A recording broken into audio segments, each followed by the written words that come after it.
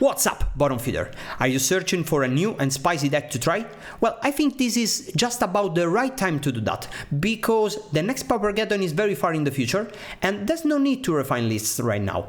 We have time to try new stuff, and maybe find some hidden gem, and we will have time to recover if our ideas will end up being unsuccessful, right? So I did a poll on YouTube, and this is the deck that won, so we are gonna play this bad boy today.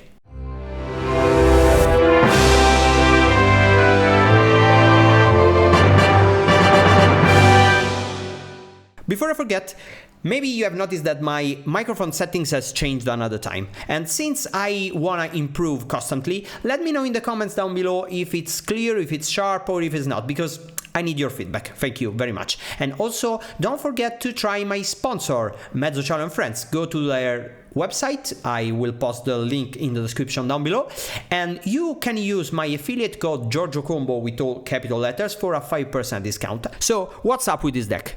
At first sight, it seems like an odd version of Red-Green Ramp, right? We have all untapped lands, we have the ramp effects, we have the mana sinkers in Crucial and Nyxborn Hydras and stuff like that. But then you realize that we don't play the Writhing Chrysalis, and that's very strange, right? But why is that? Well, a little bit of history is required here. Red-Green Ramp became very powerful after Modern Horizon 3 dropped. And it started out as a Ponza deck, so a deck with land destruction spells, and it had the Cascaders. But after some time, me and Walker realized that that deck was very soft to land and IO strategies, because if you play 6 drops, 7 drops, that's what happens, right?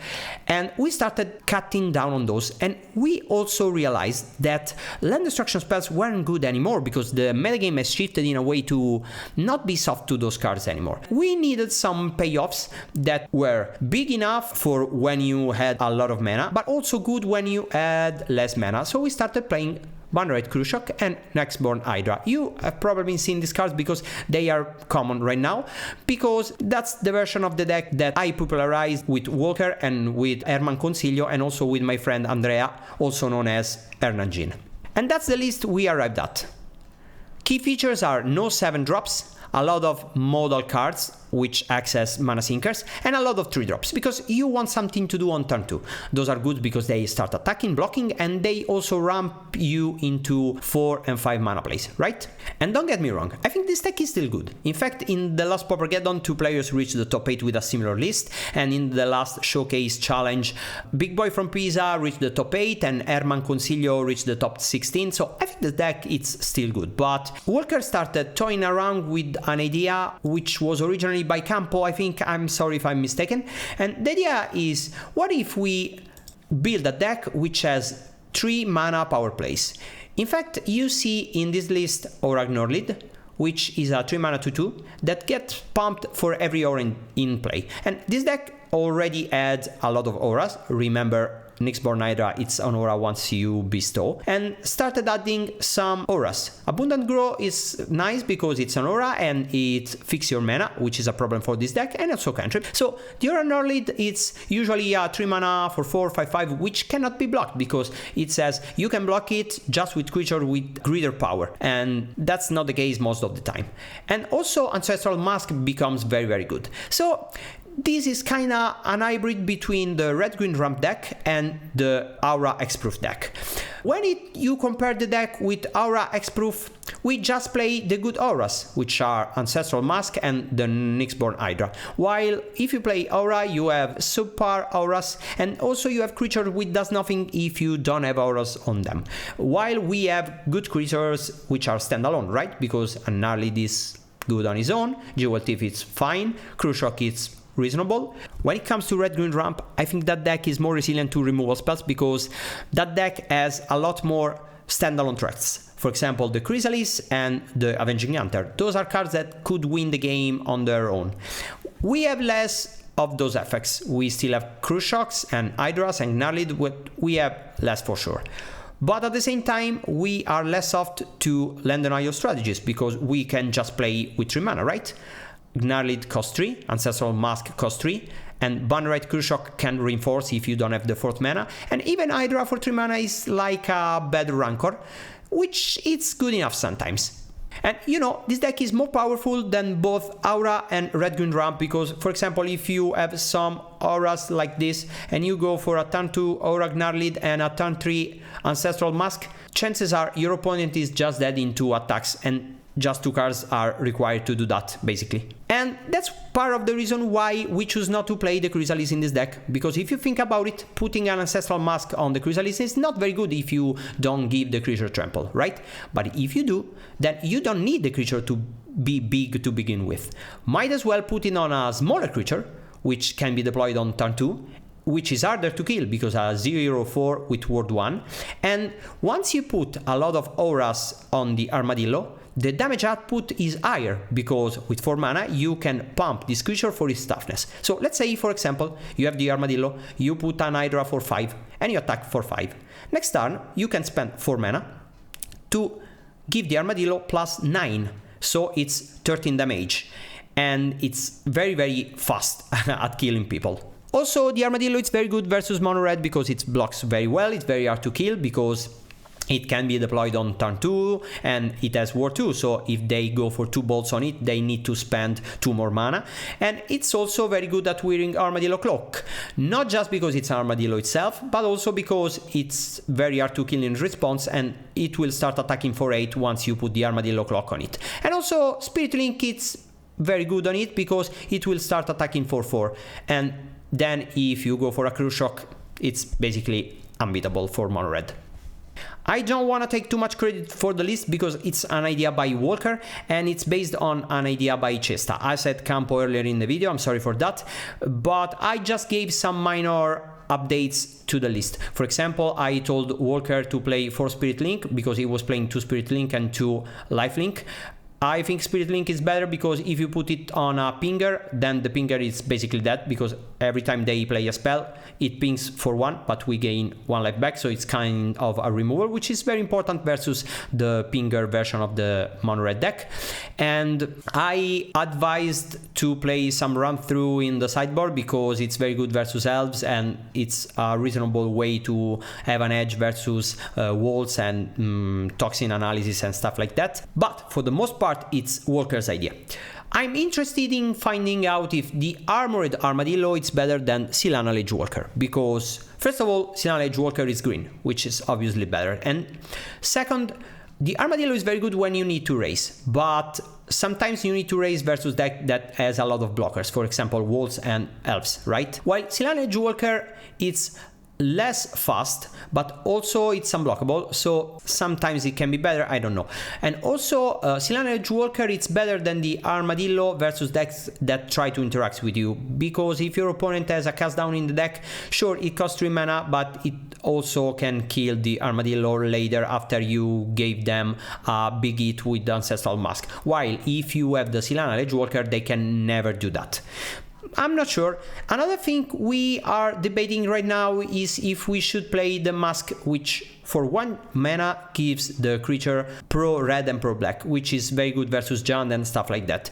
Ultimately, we decided that probably we don't need that because our creatures are very, very big, and also the deck is kind of resilient versus Karklan Shaman as it is, but there's some consideration to do that. And also there's the 2 mana 1/1 flying protection from black, which is very, very good versus Giant if you can make it big, because they cannot kill it with Karklan Shaman and cast down. They just had 2 breath weapon, but they need to do that fast because if you grow the bird, then it's out of the breath weapon reach. So tell me, GiorgioCombo, should I throw away my mountains, my Chrysalis, stop playing Red-Green Ramp and start playing this improved and updated version which is 100% better? Well, I'm not saying that, of course. We are just testing out stuff and time will tell. Let's go over the sideboard a little bit, shall we? As I said earlier, we have 8 life gain auras versus mono red, which is prevalent in the Pauper metagame right now. Spirit Link, it's also kind of a removal spells in certain spots. And Run Through, it's for combo decks and for Karklan Shaman plus Toxin analysis, and it's also good versus familiars and stuff like that. And what about Standard Bearer? Well, this card does a lot of things, more than you might think at first sight. For example, it's good versus Aura, of course, but it's also good versus Elves because it stops the Timberwatch, the Hydras, and the Quirion Ranger. It's also fine versus High Tide because when they go for the untap land effect, they need to target the Standard Bearer, so they need to have more than one untap arcane, and for every spell they play, they waste 1 mana untapping our Standard Bearer. It's not a nail in the coffin, but it's something. Other considerations, as I said before, are the flying pro-black creature and the mask, but also Vines of Wastewood because it proved to be a very good card in this kind of decks, and it's also good at protecting our Ancestral mask, and also good because with Armadillo it's +8 in power, right? Before we start the league, please let me know in the comments down below if you liked the poll. Because I'm new to it, I wasn't expecting a lot of people to react to it, but you did, so thank you very much for that. And if you like to take part in the deciding process of which decks to play on this channel, I will gladly do more polls. As always, I will put in the description down below the link to the spreadsheets that I developed to keep track of my data. Feel free to use them if you like. And I will also put the link to my sponsor and to some killer channel that I encourage you to follow. And why not? I will also put the link to a black metal song that I like, just because. But remember, the most important thing is to not subscribe to the channel and to not like the video. And now, let's play this bad boy in a league and let's see how it goes. Welcome to match number 1. And I think this is a fine hand because we have some ramp and a very good creature to cast on turn 2. So, we are surely gonna do that, right? Okay, of course we go for the elf, so that turn 2. Oh, big fan of the channel, thank you. And this is Fae, it seems. Mono blue fairies, maybe, probably. And here we are gonna play all the auras on one land because I don't think they play Boomerang, so there's no need to be afraid, and we are calling white because we don't play red, which is very strange if you think about it, but okay. Turn 2 for 4 is nothing to be ashamed of, and it's something Fae is not well capable of beating. And for next turn we have 7 mana and 2 Malevolent Rumble, which will probably find us some goodies to play. They play Snap, usually they play Snap, so our auras are less good than versus other decks, but let's see. They are probably thinking if they want to ninja or stay open for a counterspell, but I don't think they could afford to stay open for a counterspell because we are gonna beat them, and they probably think that the only way to win this game is to make us flood out. So if we just have one good spell in hand and they counter that and then we flood, then maybe they could win this game. That could be a reasonable line of thoughts. I'm not sure if I agree, and of course those are just hypotheses because I don't know the content of their hand, but the truth is usually fairies need to steal the game versus mono green ramp because it's unfavored, so that could be something a good fairies player try to do. Okay, so it's basically impossible that we don't have a power play this turn because we will see 9 cards and we will have effectively 5 mana left. Oh, no, even more. Okay, no need to say white again because we don't have a lot of white cards. So, rumble number 1. Okay, so how big is the Ancestral Mask? Is +6 and we attack for 10. But then if they snap, then if they snap, we cast again the Bannerite Cruciok. While if we play the Jewel Thief, we are safer. I'm not sure. Maybe I take the Ancestral Mask because I will find another creature with the other Malevolent Rumble. Yeah. It's risky, but I want to try like this. Okay, and now we take the Hydra. And I think we are gonna cast a very, very big Hydra. Well, it's not that big, to be honest. If we... I don't want to lose all my spawn tokens because I can scavenge on one of them next turn.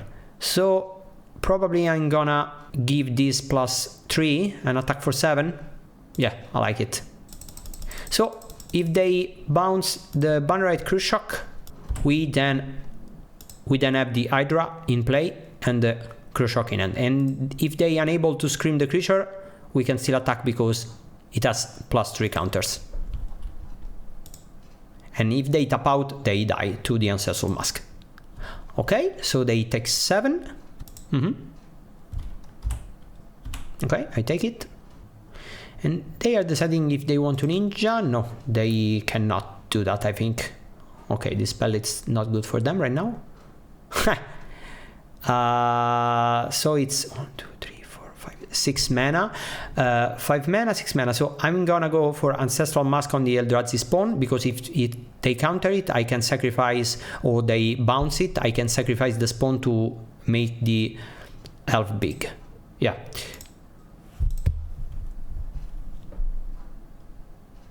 And now I think I need to attack. Just attack, yeah. They are probably gonna chum block the big spawn. Oh no, they're gonna snap that, okay. Yeah, I'm gonna pass. And they could have blocked and killed the elf. And as I said in the at the start of the video, this deck, it's less resilient than red-green, and maybe I played badly, maybe I didn't need to take the Ancestral Mask, I needed to take the Jewel Thief. Yeah. But at the same time, I didn't expect them to have both Bind the Monster and Snap. Okay. Okay, so the Armadillo is big. So it's 4, 8, 9 mana. I could play the Armadillo, and if they counter, I go for Ancestral Mask on the elf.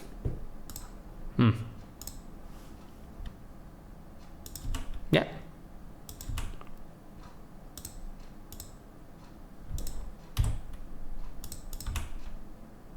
And now it's not very easy for me, because I don't have a trampling creature and they will probably block the elf forever.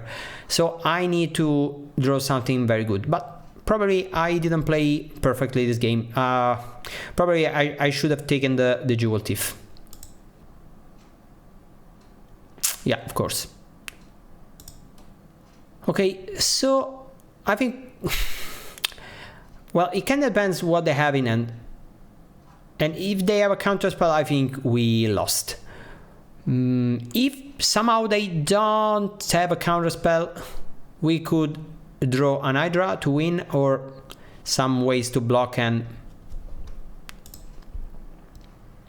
I don't know, crumble back in the game. No, they attack with everything, so it means they have something. Okay. And next turn we are dead, and they have a lot of cards in hand. Okay, so an Hydra wins the game. And this is an Hydra.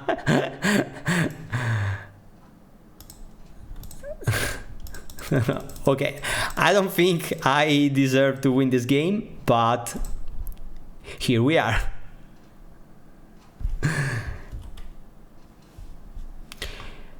Okay. So when it comes to the sideboard, I don't think Ancestral Mask is very good, because they have ways to bounce the creature, and they also have Annul. So I will probably play some Ramp through. Okay, that seems reasonable, and the Armadillo is fine even without the Ancestral Mask, because it can attack for 4, right? Okay, so let's try in game 2, and this is also a very good hand, because Gnarlid is very powerful, and we have a turn 2 Gnarlid and turn 3 Cruise Shock. Okay, no open mana on turn 1 means we are gonna resolve our Wild Grow, and it means we are gonna curve out very nicely. This is probably ninja. Very good. And the Fae. Okay.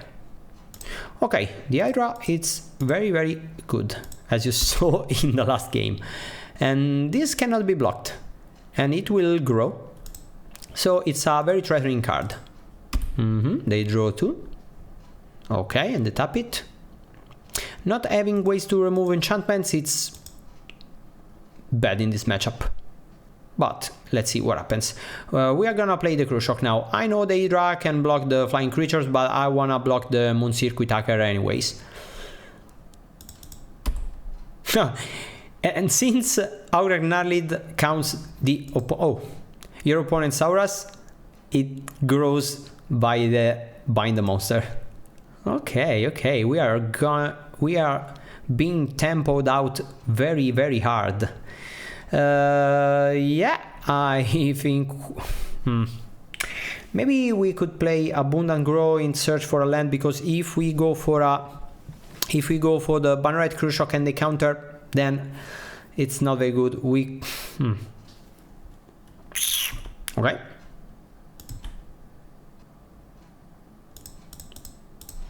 Okay, draw a card and now try a Malevolent Rumble. Let's see if it resolves. Okay, so we have 1, 2, 3, 4, 5, 6 mana if we take a land. I think we need to take a land because next turn we need to double spell. Yeah. And I don't think we are gonna block with the token because it's just a loot and we absolutely need to cast 2 spells next turn. Yeah, take 4, go to 8, and if you have... Oh, that's bad. That's bad. Because it's not a loot anymore. Okay. Yeah,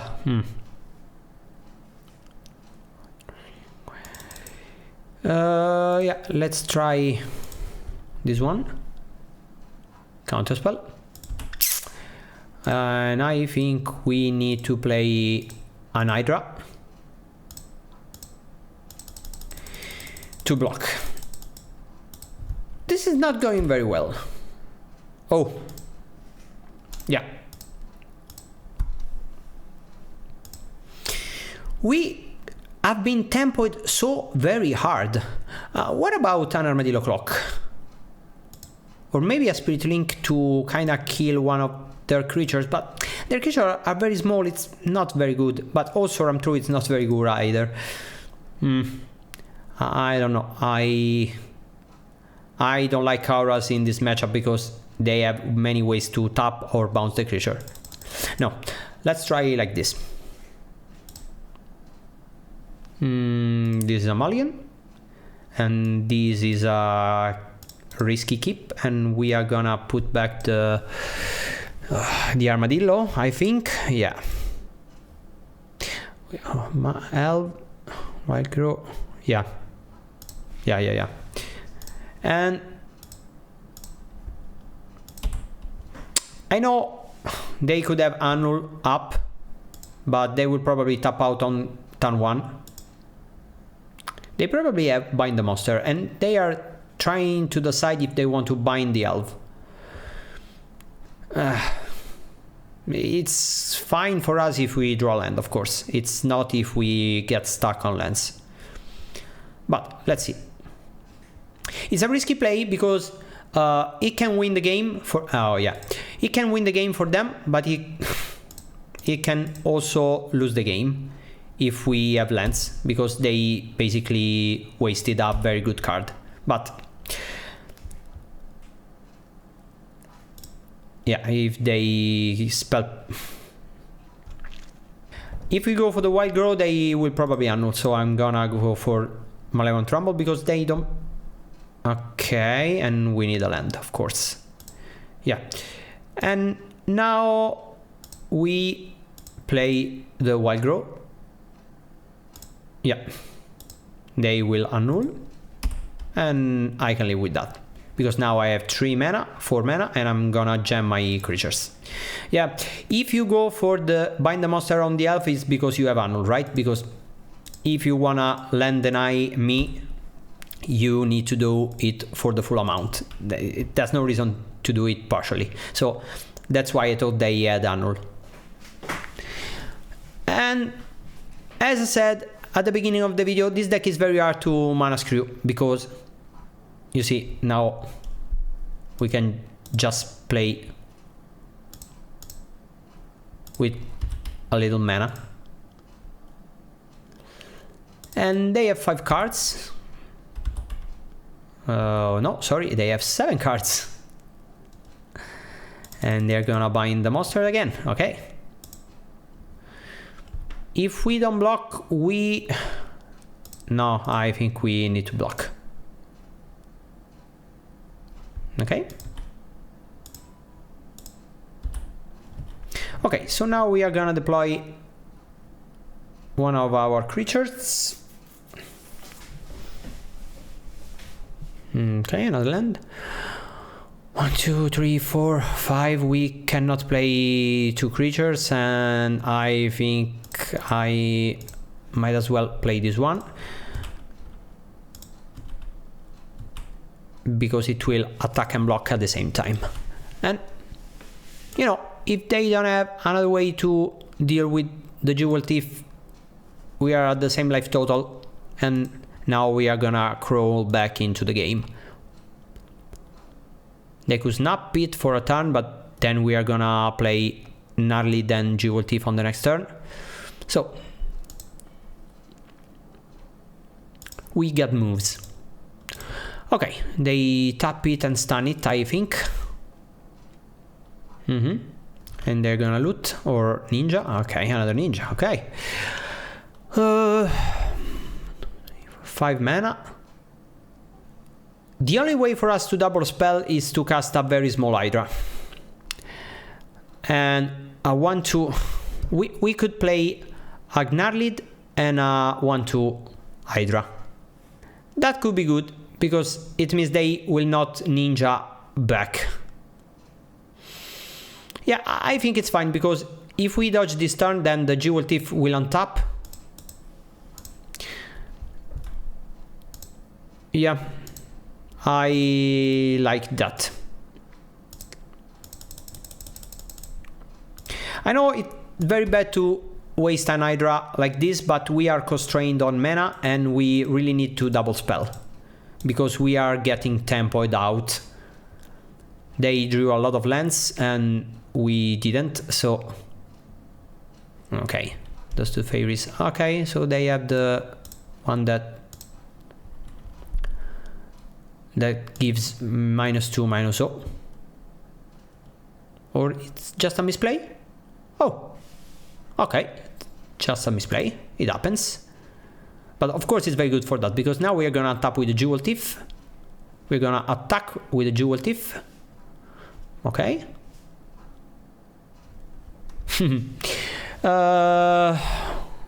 Yeah, no point.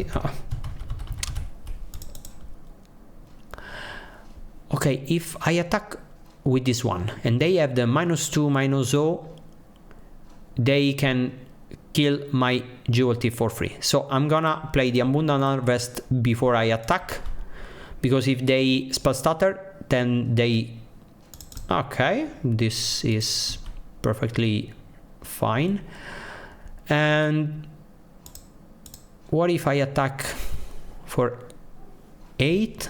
Yeah, I like that, because 8 it's 10. Okay, see, I like that. Yeah, for sure I'm gonna use the Crush Shock. No. Oh no. Ah, I didn't have the stop. Oh. Ah, that's a disaster. Yeah, nothing yeah, there's nothing I could now. No.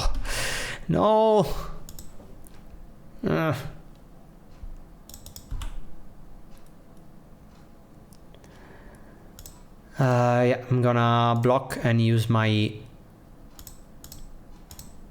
reinforce ability. Imagine if my creature was still alive. Imagine.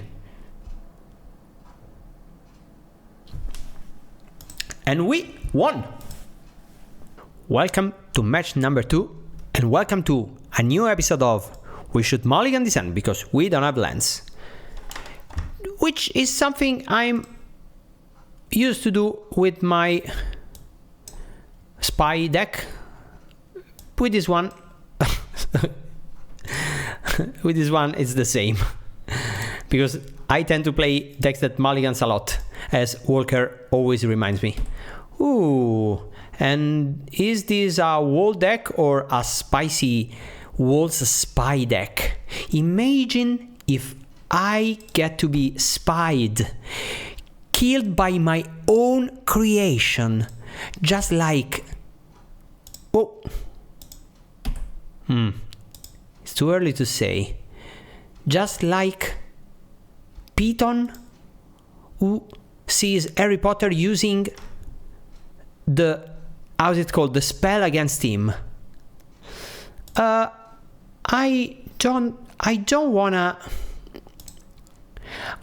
don't wanna to say something stupid, but I guess we could win on turn 4.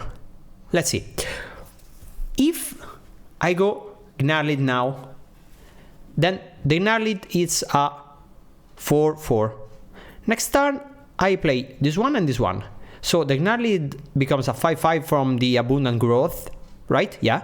I play the Ancestral Mask, and so it becomes a 6/6, and then it plays 2, 4, 6. 6 and 6, yeah, 12. The Armored Armadillo could be blocked, as I said at the beginning of the video, so yeah.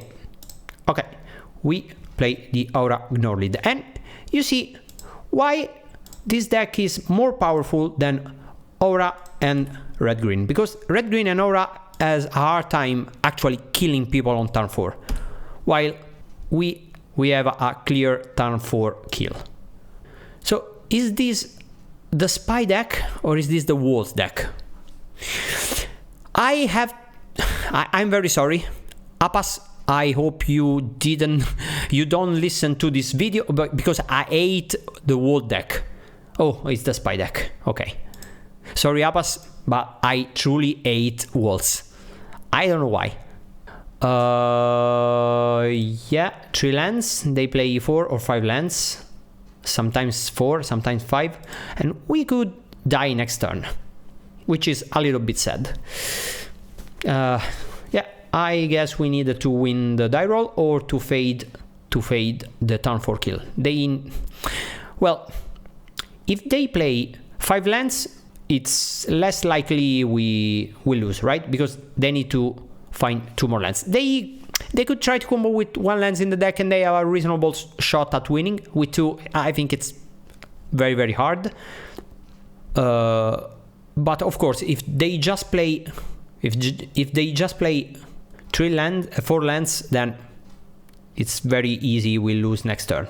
And they just use it to cycle. Why? Well, because they need to draw something, right? They need to thin the deck because they lack some piece of something for the combo, right? Yeah, I think that's the only reasonable reason to do that. Yeah, let's cast everything. Okay, so the Gnarlid is incredibly big. Let's just play the Armadillo for no reason. And attack for 15 on turn 3, which is something. And okay, that's it. That's my hand.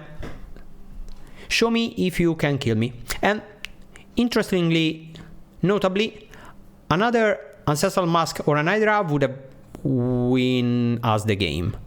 Instead, we had a stupid Armadillo. Okay, so do you have... okay.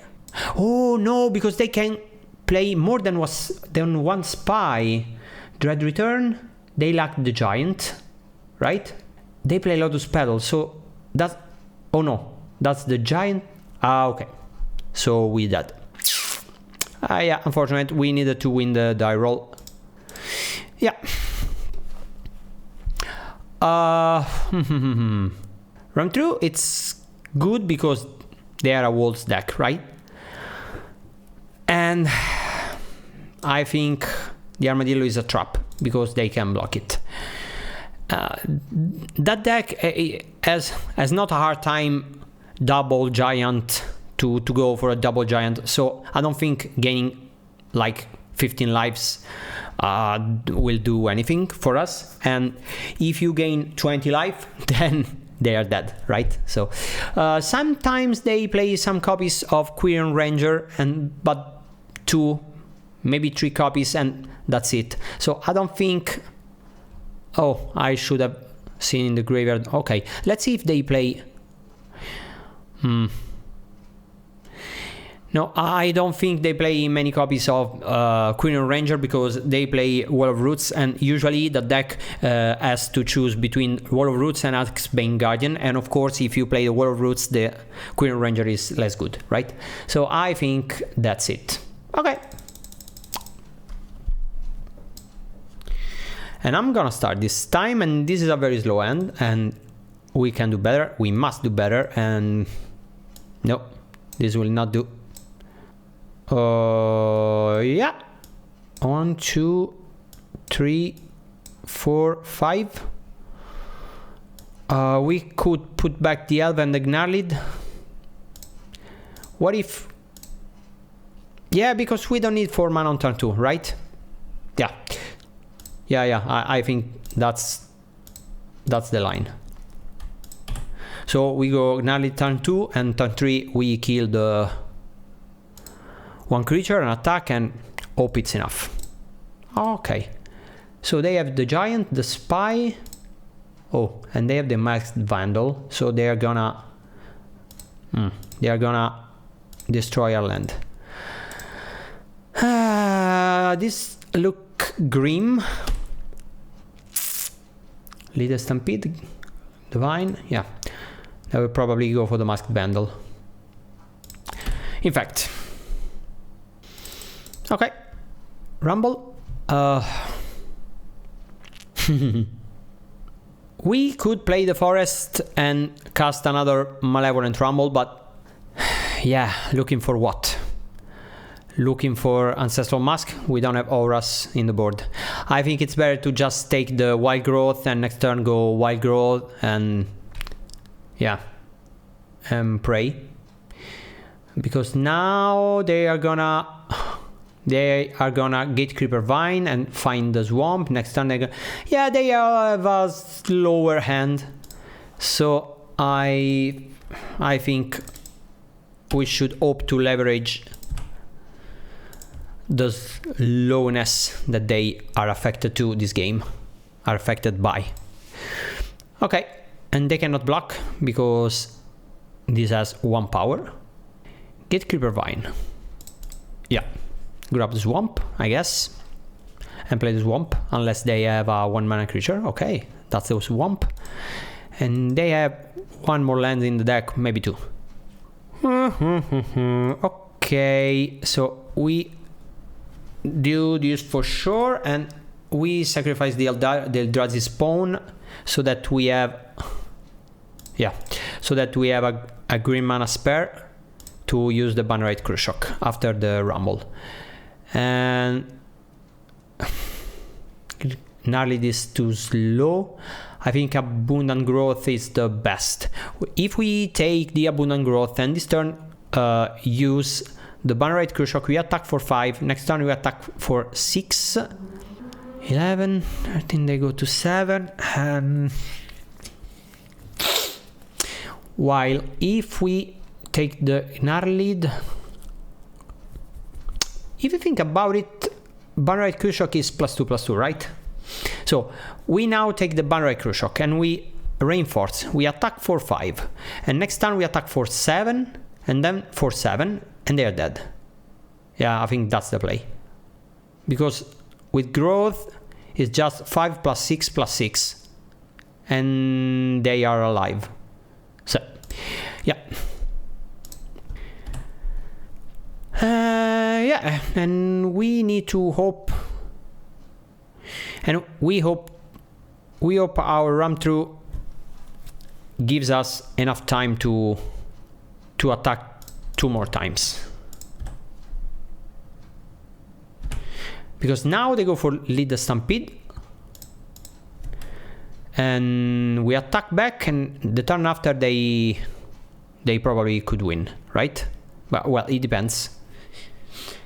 Because if they can't make another land drop, yeah, they are gonna skip their land drops. Their land drop, right? Because if they find an end, they don't have mana to cycle unless they top deck a land or a land grant. But if they are land grant, they probably go for land grant before the leader Stampede to thin the deck, right? So it's basically 1 or 2. Okay, the Guiron Ranger. Yeah, attack for 1, I take. Okay, so they are gonna discard the Giant, and okay, and Dread Return.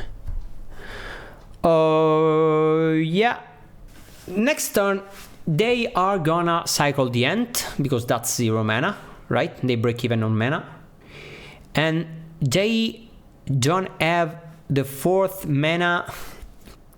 Well, but what if I just Wild Grow and attack? I Wild Grow, attack for 6, they go to 7, and next turn I attack for 8, and that way, because if I tap out, I could die to a top deck land into a Balustrade Spy, right? There's no way they could generate more mana this turn because their creature have not aced. So yeah, I think it's impossible for me to lose if I play like this, because I do this. If I go for the Spy, I kill one of their creatures in response so that they cannot Dread Return, and on my next turn I attack for 8 and they die.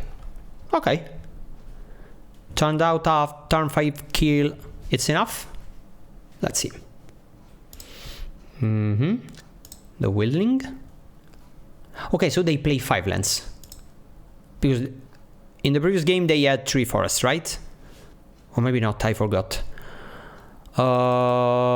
Yeah, this one, it's fine. Oh, sorry. So reinforce on this one, and this should prompt a concession. The Gnarlid is so strong in this deck, because at 3 mana kill you in 2 or 3 swings.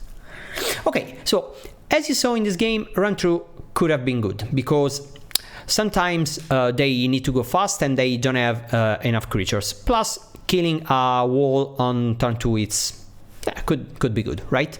And again, I don't think the cards we have in the sideboard are very good for us in this matchup. So let's try like this, and let's draw a fast hand, shall we? And this is not it. No, this is not a fast hand. And they begin the... Oh, they never mulligan. Okay. This is not a fast hand. And this is a... maybe fast hand. Yeah, well, we need to keep, but it's unfortunate to mulligan to 5 versus the Spy deck. 1, 2, 3, 4. Yeah, I don't think we are supposed to keep 2 Ramp through, and probably we should keep the Abundant Growth just as a redraw, right? Because we have 4 mana. Yeah. Okay. Okay, that could be good for sure. We need a creature, a big creature. No, not a big one, a decently sized creature. That's bad. Yeah, now we go for this, and we don't have white cards in the deck, right? So we call for green. We untap and we rumble. Okay, and we take the Jewel Thief, and it's unfortunate that next turn we cannot run through and kill the... yeah, but I think that's what we are supposed to do, right? Okay, and 5 mana, 3, 6, we can... Next turn we can play Jewel Thief with Ancestral Mask on it, and the turn after we are probably lethal because we go for ramp through, so it's... No, maybe not. Oh, okay. Yeah.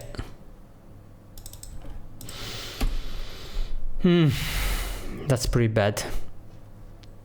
And they draw 4 with Winning Way. The only hope is if they don't find a spy.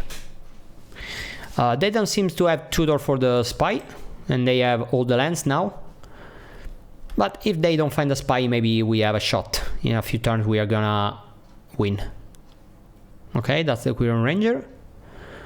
So they have basically infinite time, infinite mana. They're gonna cast the Wielding, probably.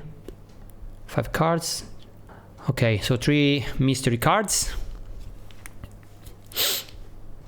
Yeah, okay. And that will give them a lot of time. And 1, 2, 3 mana. Yeah. The Ancestral Mask gives +0/+0. So it's probably better to try to high roll, right? Okay. And now I think we Ancestral Mask and hope the mask survive. And we cannot attack. But next turn this is gonna be a 7/7. We attack and run through. Yeah, another Winning Way. Oh, the Masked Vandal, okay. But they don't have creatures in the graveyard right now. Okay. So once we kill a creature, they unlock the Masked Vandal. I don't know if we can one-shot them, because they have 1000 toughness points. But we could try. A million mana. And they still have the Wielding. Okay. They grab the last land. Oh no, they fail to find the forest. Oh yeah, because they wanna destroy the... yeah. Okay. 10 mana. Another ant.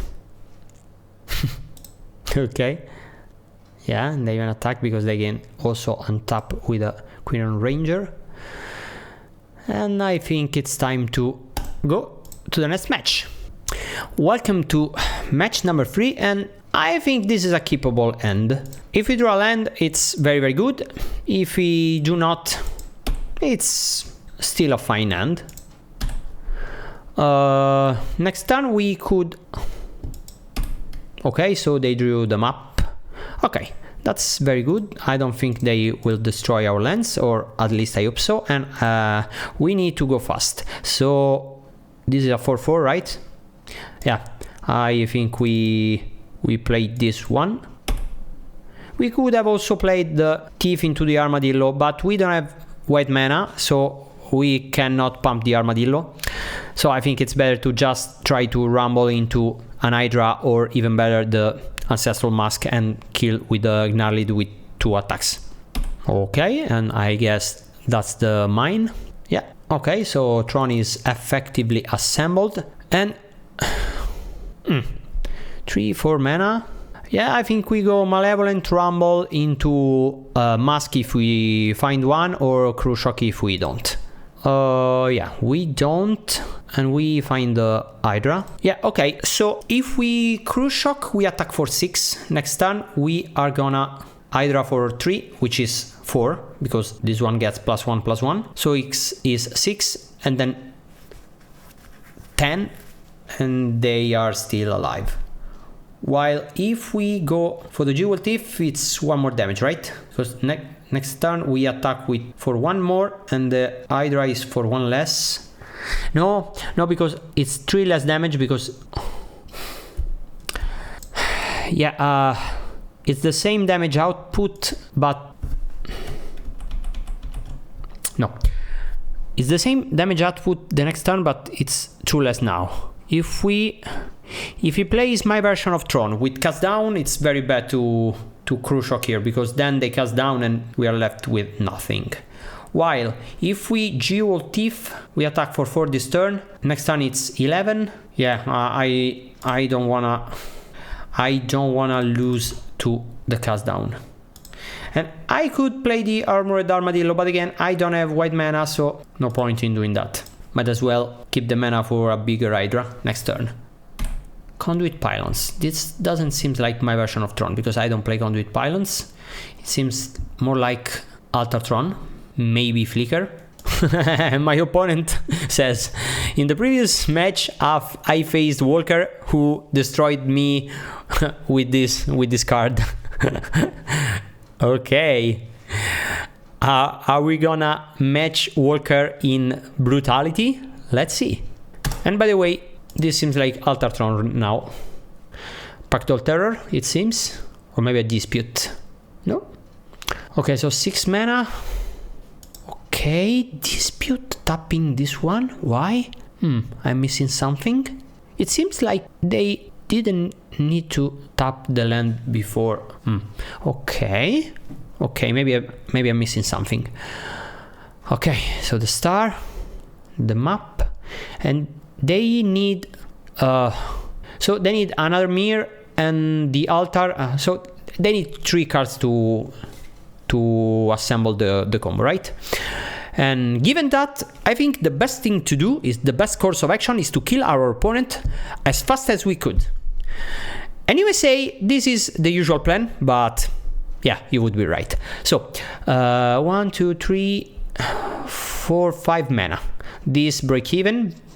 So it's 5 mana, and I think we don't need to play around removal spells anymore. So if we just do an Hydra for 3, this attack for 8, 9. Yeah, I think it's the best. And we're gonna put that one on the Gnarlid because it cannot be blocked. And the other one already has trample. And I don't know. If we attack with this one, we give them the chance to block with Retriever, and so to grab back an Igor Wellspring. If we do not, we deal less damage, but I'm not sure if they play life gain, right? Because if we attack for 9, they go to 7. Next turn we are gonna attack for 11. They need to gain for life. Maybe they play, yeah, because if they play Weather the Storm, they could survive another turn. I don't wanna risk that. Okay, so it was right to attack because they didn't block. Okay, that's my hand, opponent. Let me see what you want to do. Okay, green mana. This means Malevolent Rumble or Ancient Stirrings, probably. Okay, so 2 cards left for us to die. Okay, 1 card left. Do you have another mirror? Of course. Okay. I'm not sure if Ram True is good or not, because they could play Fangren Marauder, but it's usually a one-off, and this can kill the Pactal Terror, which I think can be good, and it's also like a giant fireball, right? Because if you think about it, in the previous game, if they had the Foundry and not the Pactal Terror, they would have lost, right? Because yeah, they could make infinite tokens, but then they cannot block the Gnarlid. But at the same time, the Armadillo is one of our faster cards, even though we never drew a fast Armadillo hand in this league. To be honest, I'm not sure. I'm gonna try to go just fast when I'm on the play and change my course of action when I'm on the draw. And again, another instance of we losing because we lost the dry roll. And that's Magic the Gathering nowadays. Okay. No, this is too slow. And this hand, on the other hand, it's keepable. And we don't need 2 armadillos. And I don't think I want to play Armadillo on turn 2. I want to play Malevolent Rumble on turn 2. And hope to file end. Or maybe we just Sprawl and Harvest so that we guarantee an Aura Gnarlid on turn 3. And then on turn 4 we Rumble. And we attack for 5, and then 5. Yeah. Because if I play Rumble now, I need to find a land with it. Or next turn I'm not gonna... Yeah, of course, another time. Tron on turn 3. This way I can use my Rumble for the mask. And kill in 2 swings. Maybe. Because that's 3 mana. If I draw a land... yeah. If I draw a land and a mask with my draw steps, with my draw step and a Rumble, I kill into attacks. And of course they grab the mine, so they have Tron assembled, but they are kind of deciding if they want to play a colored mana source, so they maybe have something to interact with us, maybe a disenchant effect, and they are deciding if they want to go after our Utopia Sprawl. No, they play the mine. So 7 mana. Candy Trail is very good. And they kept 1 on top with the Candy Trail. And they like that card, they draw that card, and they gonna oh, it's Rumble, okay. And they will decide one of the 3 combo pieces, and they're gonna take the one they lack, which is the Golem Foundry. No, the Golem Foundry is here. No, it's the Altar. Okay, and they play the Altar. Yeah, this is not useful right now. It would have been 2 cards ago. 3 mana. Play this one. Cast the Sprawl. Attack for 6. Yeah, if we find the mask, we still win next turn. So Rumble. Yeah, of course we don't find the mask, and yeah, I think it's still better to... Problem is the forest does nothing, right?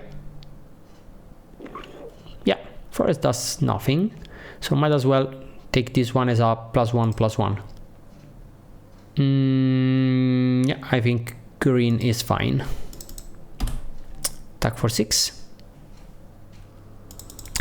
I think we have been a little bit unlucky until now, because they kept 7 cards in hand every game. They had Tron assembled on turn 3 every game, so a little bit unlucky. And we didn't have the fastest draws either. But the game is not over. And okay, so they find the colored mana, and they put in the graveyard so that they can use it, maybe. Okay, so Malevolent Rumble, and they take the Kinsmith. So they play the Kinsmith, and they have both mirrors now, because they can grab a mirror, sacrifice this one, play the mirror to grab back the Kinsmith. Okay, yeah. And that's 4 mana. They grab back the Kinsmith.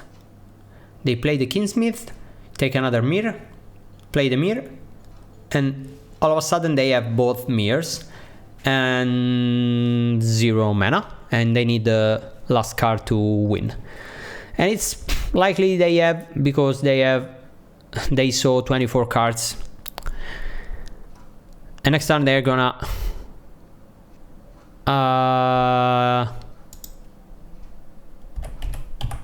yeah, and they combo on turn 4 because they weathered the storm, so nothing we could do. My opponent wrote in the chat that they have the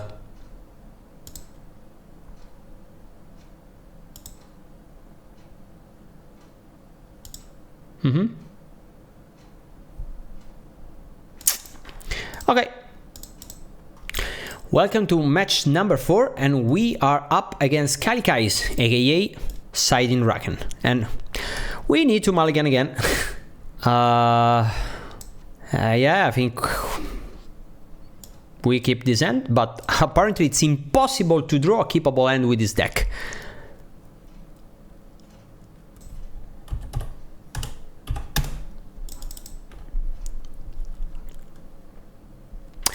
They keep 7 in hand, we keep the hand and we put this one back and hope to find some mana. Let's see.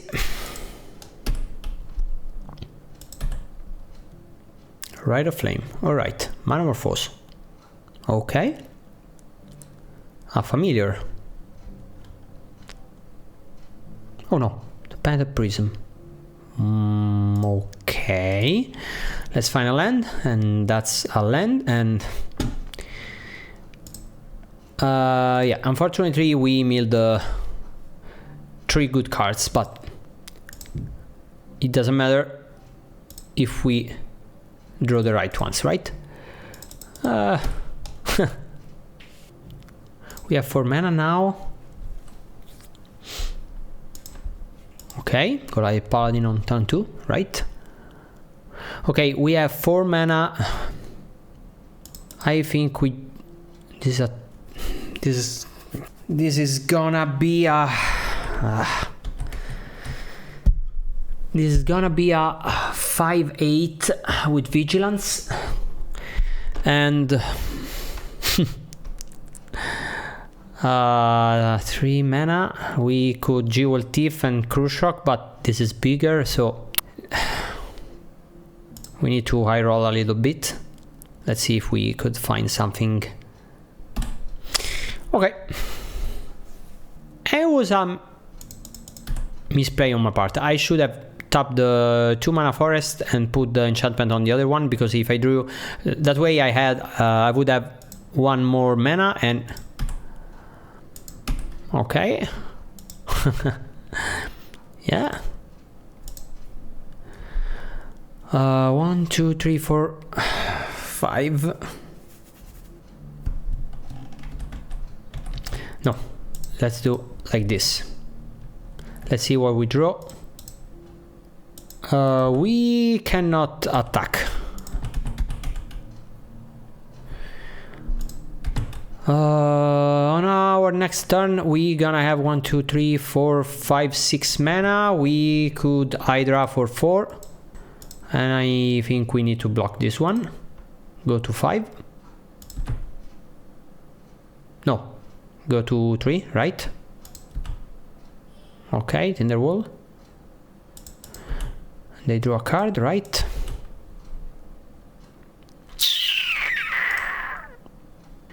We can turn this into an 8/8. Yeah, I'm gonna do that and pray that's enough. It could be, actually. It depends on what they have in hand. Of course, if they have another creature or a kick in the door or stuff like that, we are gonna be dead soon, but here we attack. And okay. They keep the monarchy and the initiative, but now we have a scary creature, which is gonna be a 10/10 next turn. They draw a card. Okay, another land. Yeah. So they go into the Tron of the Dead Tree. They look at the top 10 cards and they probably find another big creature to put into play. What's this, man? Oh, wow. Okay, so they have the initiative again. Okay. This one we can block. Yeah, imagine if I drew one Gnarlid or Ancestral Mask instead of milling those. Yeah, so if I attack, they are gonna probably block. So I have 2 mana, 3 mana, play this one, attack, scavenge, sorry, reinforce. Okay, so I killed Avenging Hunter. Yeah, right. They still keep the initiative. They forge the Paladin because next turn we're gonna die to the trap. No, we are. Oh, connive. So this enters or attacks, it connives, but it has mana, so. Oh, it's needed to steal back the emblems. Okay. Conduit pylons. Okay.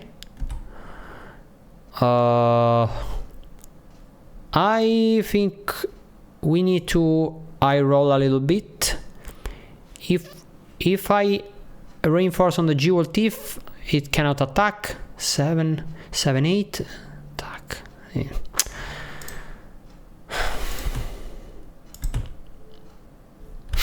Of course. Yeah. Okay. And actually, I think this is a run through match, and maybe an Armadillo clock match. No, I don't think so. What about the Armadillo? What about the... What if... No, we got to go fast, so we cannot cut the elves. Yeah, I think we are supposed to cut the Armadillos,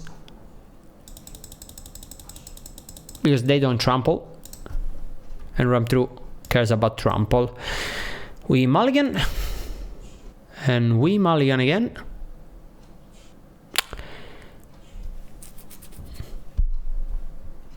They also mulligan to 6, but we go to 5. Yeah, we keep this end, and I think we do like this, and we hope to... of course...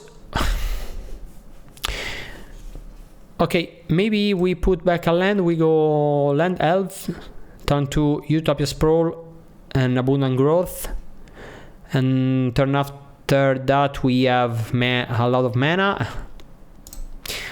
Yeah, we need to eye roll a little bit. Let's see what they do. They mulligans to 5, and I don't know the content of the deck Calicais is playing, but sometimes they play Snuff Out, which of course is very good if you play the initiative game. We don't have white cards in the deck. No. Okay. Yeah, I don't think it's all that relevant. Okay, this kinda counts. Of course, it's not the best to put that on a non-trampling creature, but if they go for an initiative creature which is not white, and we kill that with Ram Through and steal the initiative, it's very good. Okay, so they fizzled. Yeah, let's submit again. And this one, it's if we draw a land, the end, it's incredible. If we draw an aura, it's reasonable. The same is true for the elf or the rumble. And we have 2 draws. Yeah, I think we try. Okay. And make sure to not click on the white mana symbol this time, because we don't have white cards in the deck, as I said before. And they're gonna go for an initiative creature, I think. Yeah, most likely. So, black-green just to cycle. Interesting. Okay, 4 mana. 5 mana. Okay, white. So it... Oh, Okay, this one. Yeah, I think we can win this race if they don't have a lot more. I don't know, maybe I should have played the Jewel Thief. No, because the Jewel Thief then it's 5/5, I cannot even block. Okay, so if I go for Ancestral Mask, I attack. I take attack for 6. I take the land and I play it. Next turn they deals 12 to me, I go to 1. And the turn after, this is a 6/6, I play Ancestral Mask. It becomes 7, 11, 12, 18, and 3 mana. Okay, so let me count. No, I'm actually little next turn, right? Because this turn I attack for 6, because this takes +1 because of the mask and +2 because I have Utopia Sprawl. So the mask gives +2, attack for 6. The turn after I play another mask, so then I have this one as a 6/6 because it's a it's a 5/5 with 3 auras. Is a 5, and every mask goes +4, 13, 16. No, they go to 1. But then every land win me the game because I ban right Cruise Shock. If I go for Rumble and I take a land, if I go for Rumble and I find a land, I play a land, I use Ancestral Mask, I attack, I grab a land for the initiative. No, it's the same. I still need to top deck a land.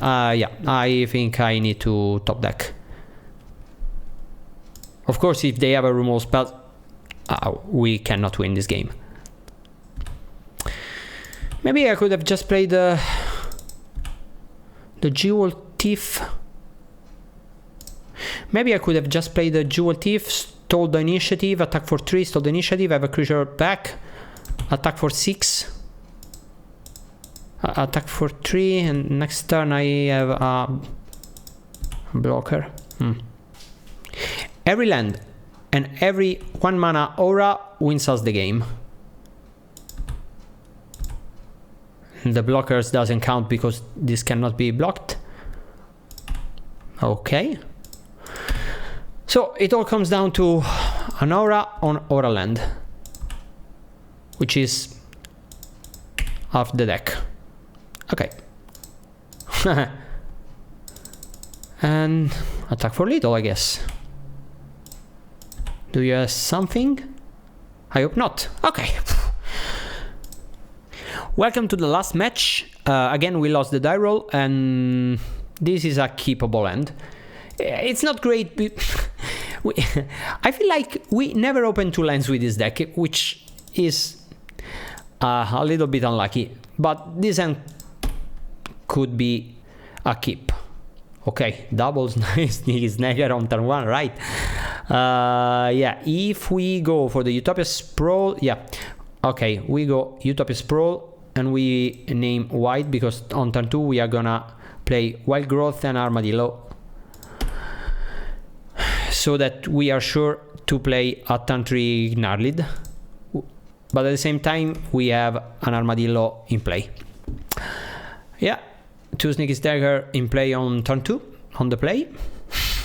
That's very good, and go for the Armadillo. Pass. Okay, so next turn okay, this one we can block basically forever. This one we can kinda block. Okay, next turn we are gonna so 3 mana. We could play the Gnarlid, but I think we need to go a little bit faster.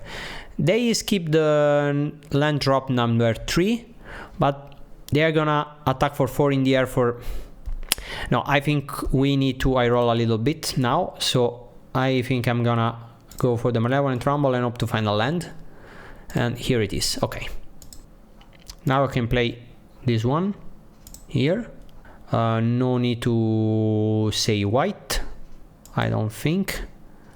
And now we are gonna play a very big Aura Gnarlid. They are activating a blood token, so it seems okay, right? Okay, so I'm at 11. -4, I'm 7. And next turn I'm gonna... Yeah, undead next turn. Okay.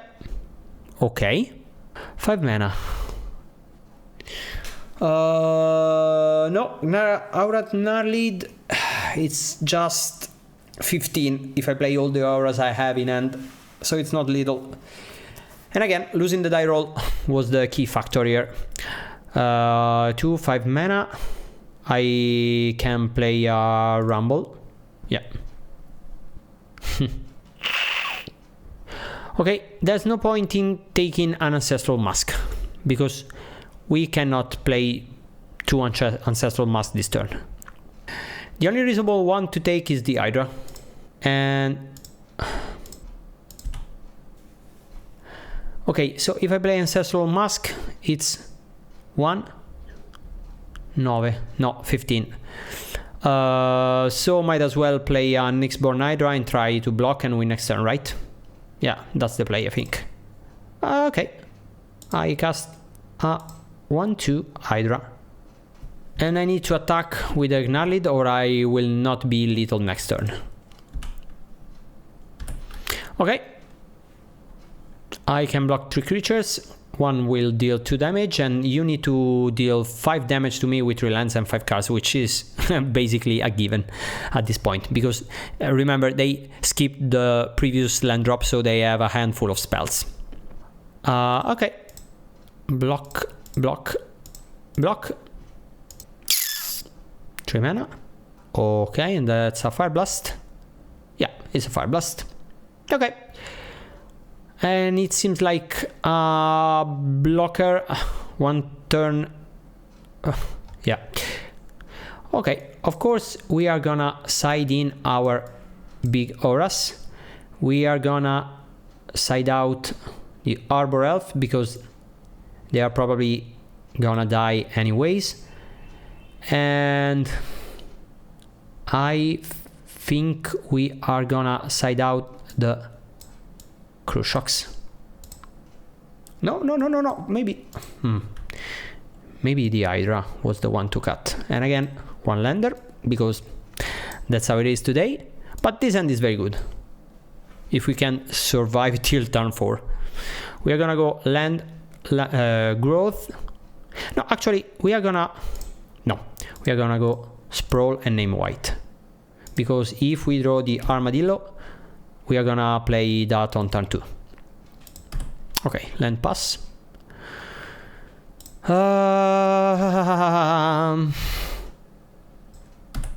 Sneaky Snacker on turn 2.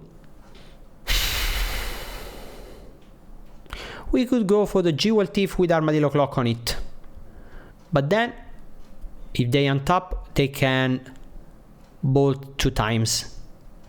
We could go for the Gnarlid, which is a 4/4, or if we could go for the big Hydra, which is 5.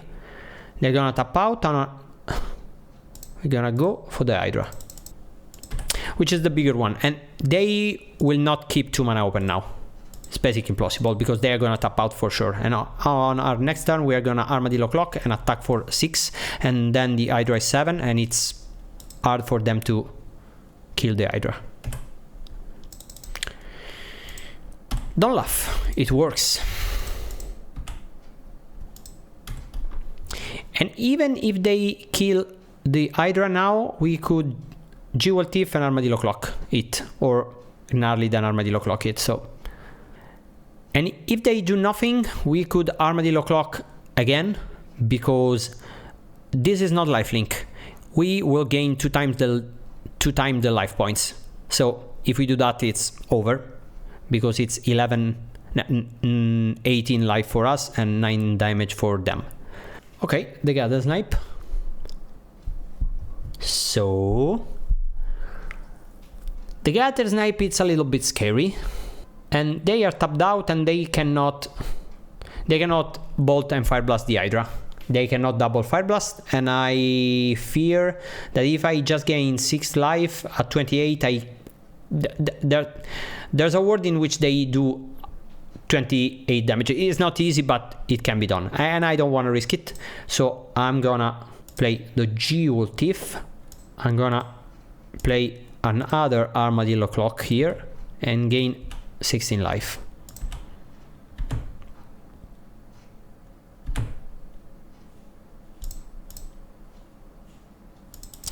Okay, and now even if they somehow kill the Hydra, they are gonna probably die to my creature before they can deal that many damage to me. And they play another Grab the Price. Okay, they discard another Grab the Price. They draw 2 cards. Okay. Yeah, and that's the plan. So we are gonna submit again.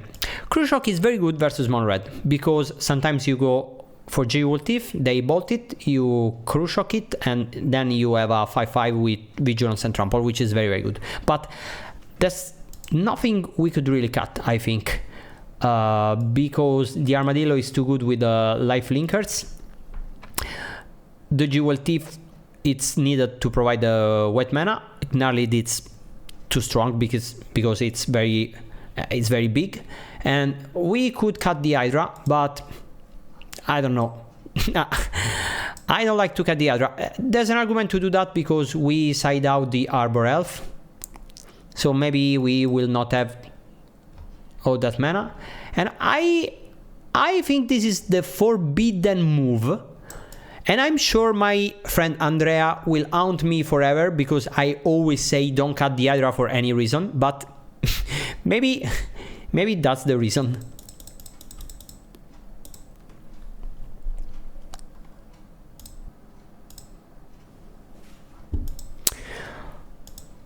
Okay.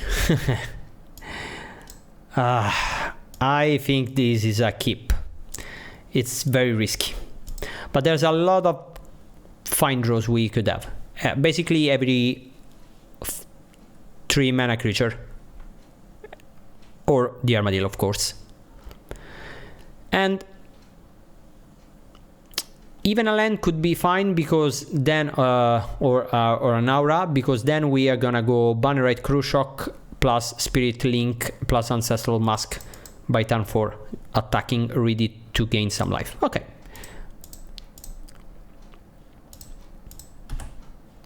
Let's see how fast they are. They mull to 5. Okay. Oh, no need to say white again.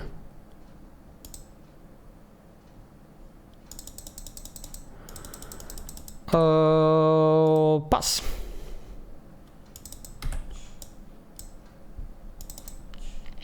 Next turn we're gonna cast the Bannerite Cruel Shock, unless we draw another creature. And 5. And we could kill the Garden Snipe with a Spirit Link. So we could theoretically go Cruel Shock into Spirit Link. I think it's probably the right move, because if we let them untap and they bolt the Bannerite Cruel Shock in response to the Spirit Link, then it's very bad for us. And remember, because of the wording of this card, if we are to 2 life points and they cast a spell, we die, because this is a triggered ability and it's not lifelink.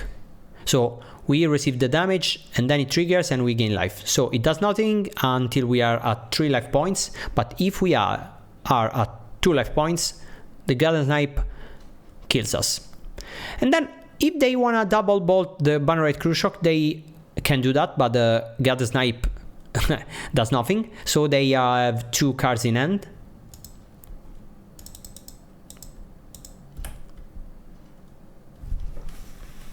And I think a screenshot is required.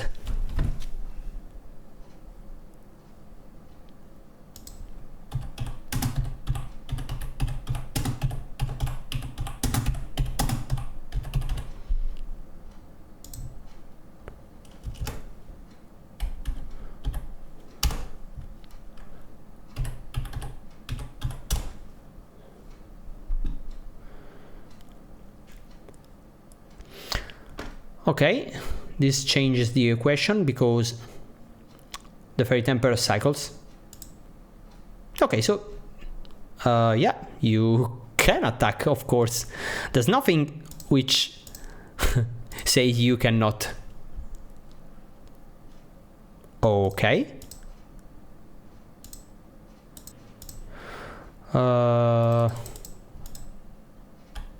Yeah, pass.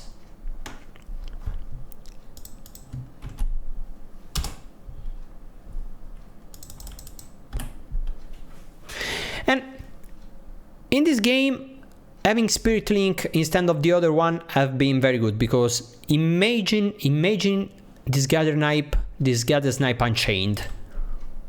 We would have been at like, I don't know, 8 life points. They have 1 card in hand. 1, 2, 3, 4, 5, 6, 7. Next turn we are gonna have 7.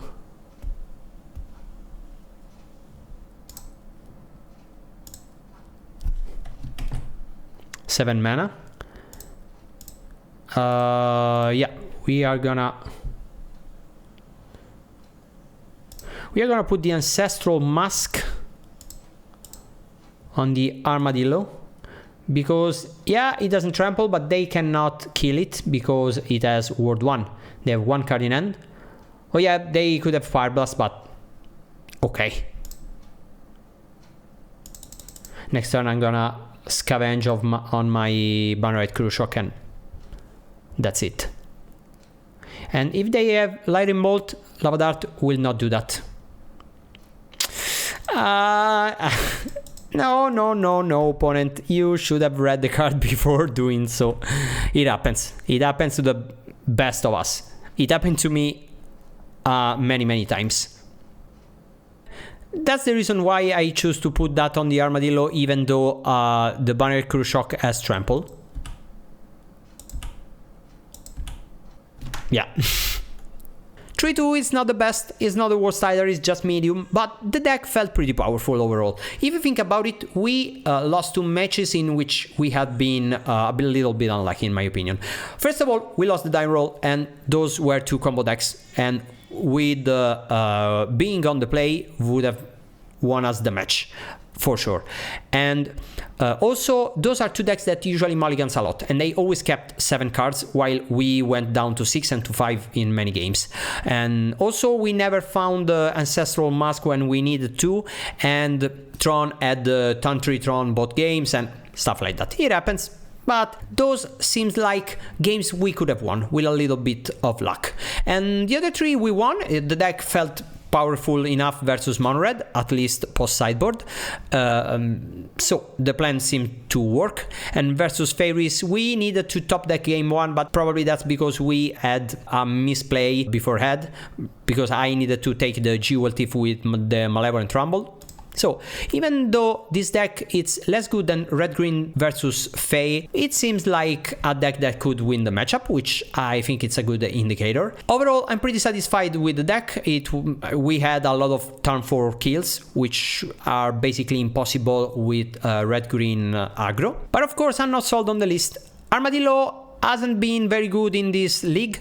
Walker said he had found Armadillo to be very good. I don't agree, or at least it wasn't so for me in this league, but maybe I need to play the deck more. For the next iteration, I want to try to cut the Armadillos. As I said in the beginning of the video, I want to try the Silana Ledge Walker in place of the Armadillos, and then to grow the Armadillos, I want to try to cut the Arbor Elf and put the Ethereal Armors in. Because if you think about it, this deck can play with 3 or 4 mana, as you saw basically all the matches, because we always mulligan and we just kept playing and sometimes even winning with 3 or 4 mana, which is basically impossible for Red-Green Ramp, so this is an upside to that deck for sure. By the way, Walker texted me a while ago. He tried the list with Silana and Ethereal Armor and he went 5-0, so maybe that's something to explore that. The sideboard, it's... well, I'm sold on these 8 cards because you need a reasonable plan versus Mono-Red. I'm not sure if these 7 cards are the ones we need to play. Maybe if you want to target Mono-Red a little bit more, you could play Armadillo Clock in the main deck. Anyway, that's it for today. I hope you liked this video. As always, don't like the video, don't subscribe to the channel. Go check out the black metal song that I will link in the description down below if you are into black metal. If you are not into black metal, go check out the song anyways, because black metal is very, very cool. Remember to comment to let me know if you would like me to make more polls. At Storm Count 15, I will do one poll every month, and at Storm Count 20, I'm gonna go for 2 polls per month. And if we reach Storm Count 1000, I will stop mulligan every hand. If you liked the video, tell everyone you know, and if you didn't, Malimorta!